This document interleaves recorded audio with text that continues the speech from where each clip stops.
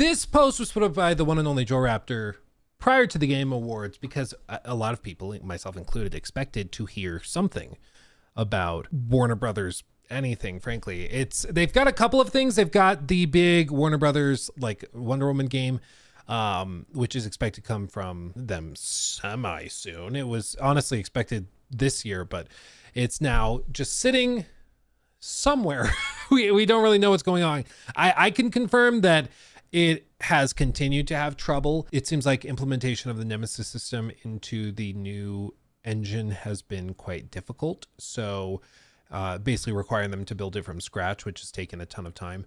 So there's just a lot of problems, I think, that they've run into, but that we expected. Then we also expected Hogwarts Legacy to see some sort of nod or discussion because we know that they are working on something pretty massive for it. What's been called by Jason Schreier a director's cut of Hogwarts Legacy, because shocker, when you have the biggest game in a given year, you kind of want to find a way to tap into that again with more DLC or an expansion or a re-release of a Game of the Year edition that brings a bunch of exclusive stuff.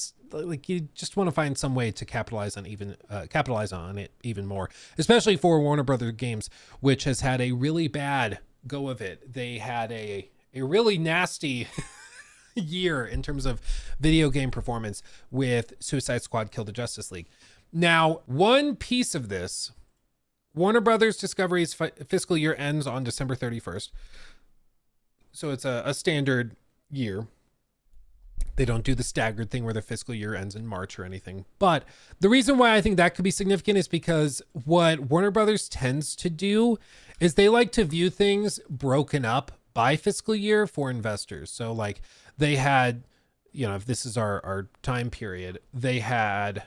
We'll say that this is 23, this is 24, and then this is the start of 25, okay?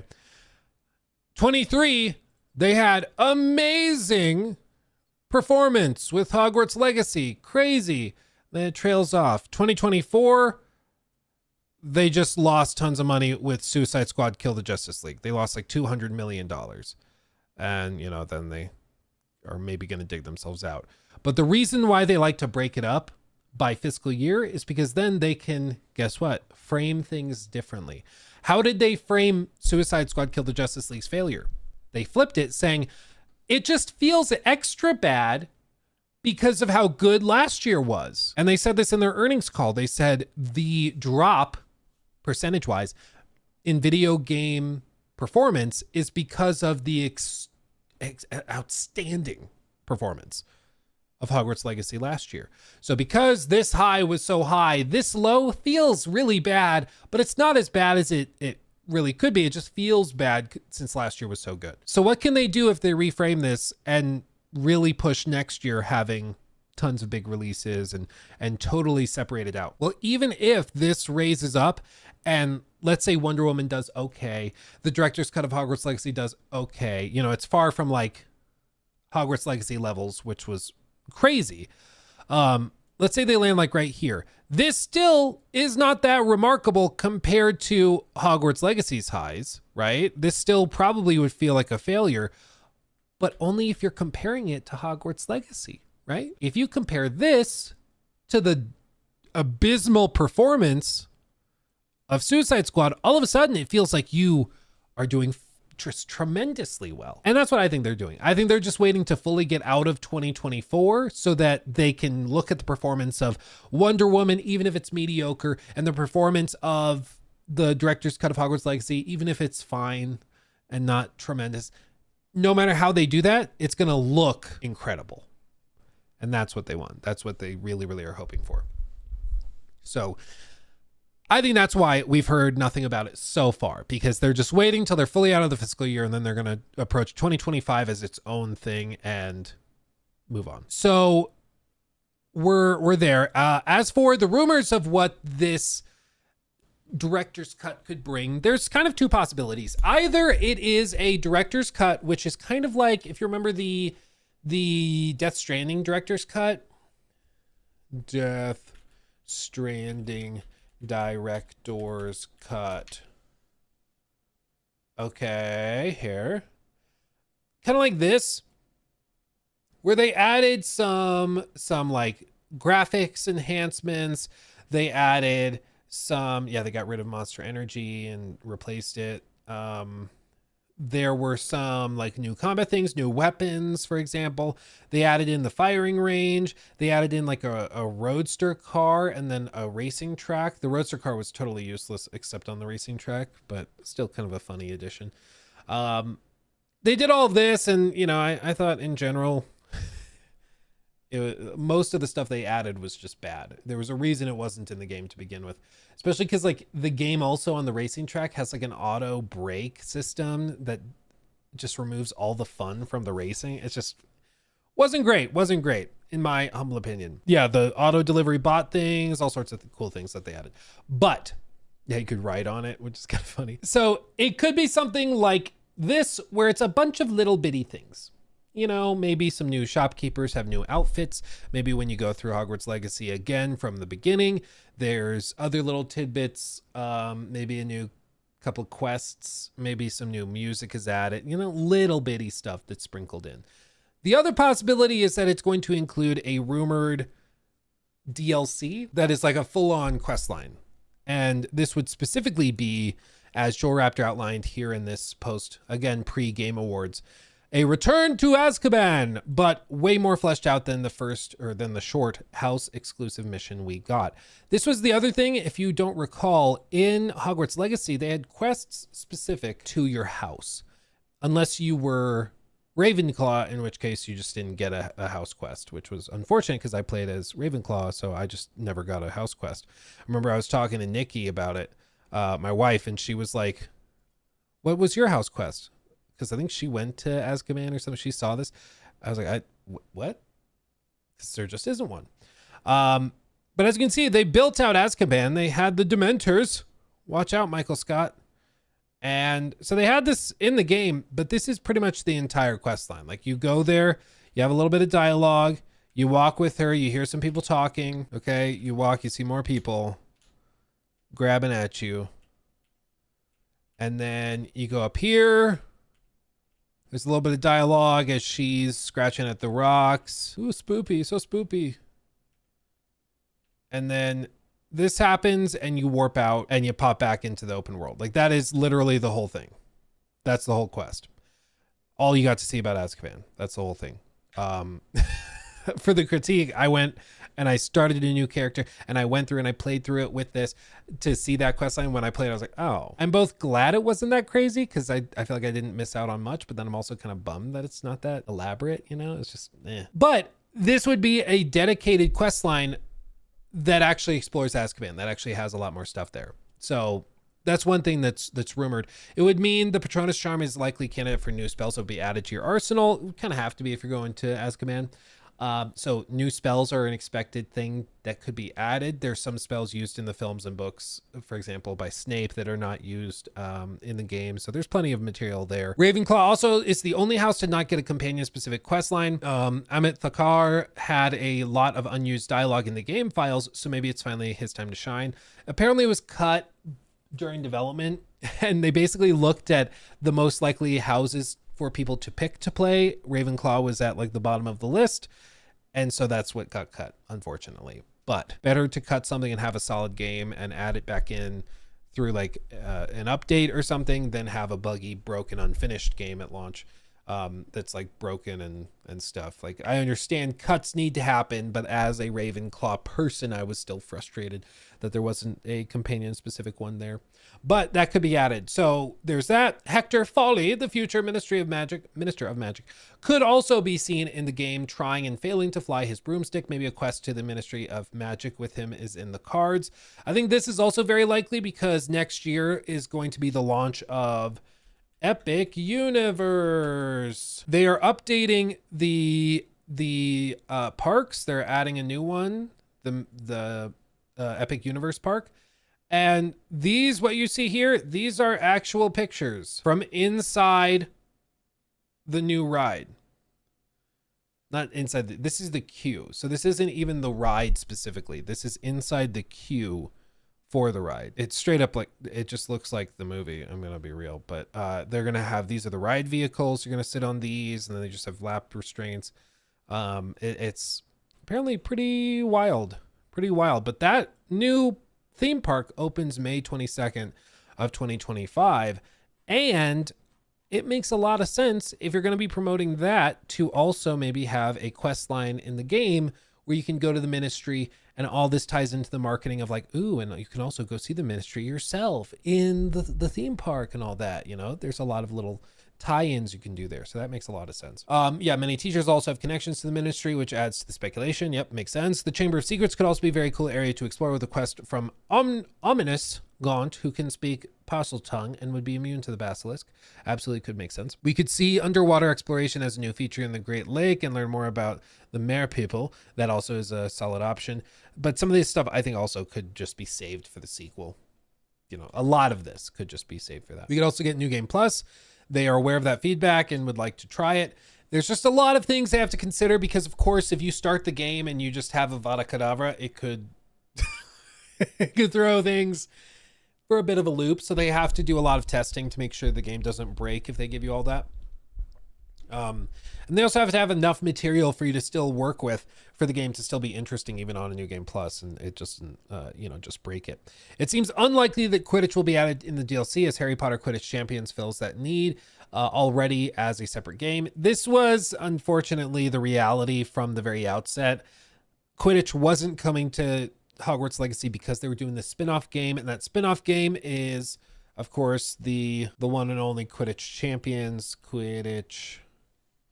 And I mean, I hope people enjoy it. It's definitely much more of a niche offering. You know, it was never going to blow up in popularity and become like Rocket League or whatever. But some people do seem to really like it. For me, the biggest thing is that at $30, it's really hard to justify. 15 is more reasonable, I think, because I think you can get, you know, 5 to 10 hours of fun out of it. Welcome to Harry Potter. Yeah, it's just... Quidditch, the old thing to remember about Quidditch is it is a game written and made up by a lady who probably doesn't know that much about sports, and she is an author, a fantasy author, and so shocker, it's not the most compelling game. It's just not, you know, it's not the most compelling sport. In the movies or books, you know, it's fine because you just kind of don't look at it too closely and it's whatever. But when you actually play it in the game, it's kind of like, this doesn't make a lot of sense to me, but okay. I think it's also like, it's been a while since I tried it, but it's also weird. It's like teams of up to 3 in online co-op. So even though the actual teams are of like 5 or 6 or whatever it is, there's only 3 players at a time. So only 3 of you can be human. The rest are bots. It's really odd. It's really, really weird. Now they have 6v6 now. It works better now.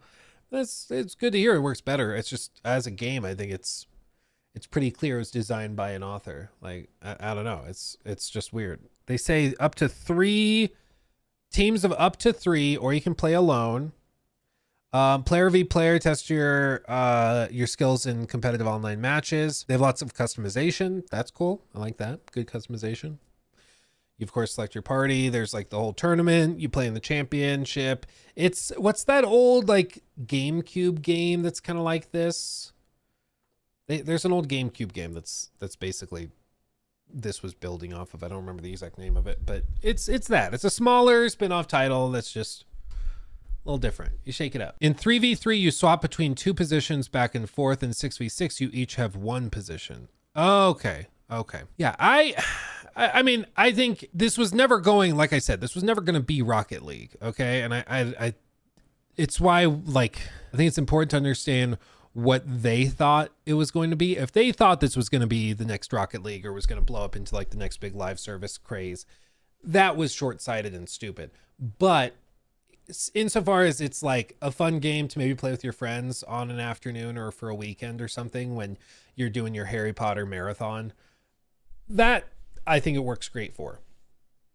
My point was like $30 is pretty steep for a game like that, where you're just going to play it and kind of dick around for a little while. But at 15, it becomes more compelling. At 10, I think it's a solid get. for some quick fun. But PC mods also have made it possible to use dragons as mounts, which could be a great addition too. Yeah, I think that if they're gonna do that, they'll save that for like a DLC or for a sequel. Yeah, there is a director's cut / special edition coming with new DLC. This is according to very reputable sources, so it's 100% gonna happen. Yeah, there's going to be a director's cut. To the extent we see all of this or even some of it, that still remains to be seen. I'm going to withhold my excitement because I just think it's more likely that they do something very safe for the director's cut. Maybe technical overhauls. Maybe they get rid of the weird circle spinny thing. Maybe they do something like, enhanced graphics or character customization, things like that. But in terms of like overhauling the game or adding tons of new quest lines and stuff, if they do that, awesome. But I would not expect it. We know that Rocksteady has developers working on this. That's where the news of this broke, where Jason Schreier was like, oh yeah, by the way, the developers that worked on Suicide Squad, they're now helping with the director's cut of the Hogwarts Legacy game, which at that point it was kind of rumored, but there was no clear confirmation of it happening. But Jason Schreier coming out and saying it is like, okay, well, it's happening. So to what degree they're working on it kind of remains to be seen. It might just be helping with animations or helping with just general development. Who knows? We don't really know who on the Rocksteady team is helping with it. That could tell us a lot. Like if they had animators or cutscene animators, or if they had, quest designers or something working on it, then that could tell you a lot. But all we know is that some people from Rocksteady were helping with it, which doesn't tell you much, but it's coming. And I think we probably will hear about it at some point next year. As for who or how or when we see it, we know that there was a big marketing deal signed between PlayStation and Warner Brothers for the promotion of the game. I don't know if that's still binding after Suicide Squad, because PlayStation was not that thrilled, I think, with the performance of that game or being attached to it. So who knows? Because you better believe when they did that reveal and it got mass downvoted, that gameplay reveal, I don't think Sony was that thrilled that happened on their stream. I don't think they were that thrilled. Yeah, these posts from the time. The most interesting part about this game will be reading how it all went wrong during development. Yes, Captain Boomerang and his signature weapon, a shotgun. Now I understand why the two boss of Rocksteady abandoned the ship before it sank.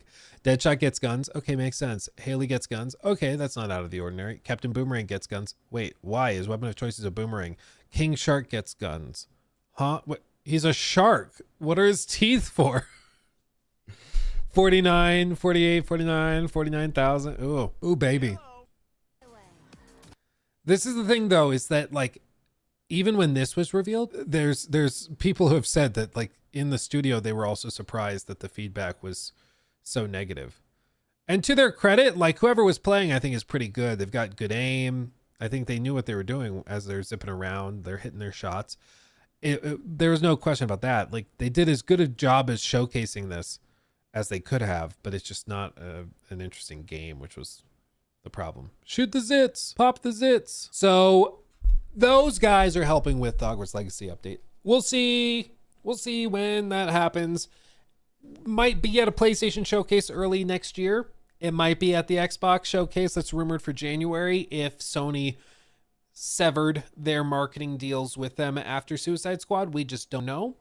But we should hear something about Hogwarts Legacy's update, I would imagine, early next year. When it comes, probably in the summer or winter, I think they would actually be more comfortable dropping the update around the winter time than a lot of other big studios, because I don't think that the director's cut represents that big of a financial investment. I think for them, it's more about keeping the game in people's mind before they reveal the sequel. So if it goes up against, and it's relatively close to GTA 6, I don't think they're that worried about it. It's a game where people already bought it. They're going to pop back in, try it again. Maybe it's a $10 upgrade or a $5 upgrade. They might pop in and give it a shot, but we'll definitely hear about it next year. As for Wonder Woman, who knows? Wonder Woman is, that's a weird one. That's a weird one because it should be ready and yet it's missing. And there's not really a good excuse for why. He took my thing. Red flag, red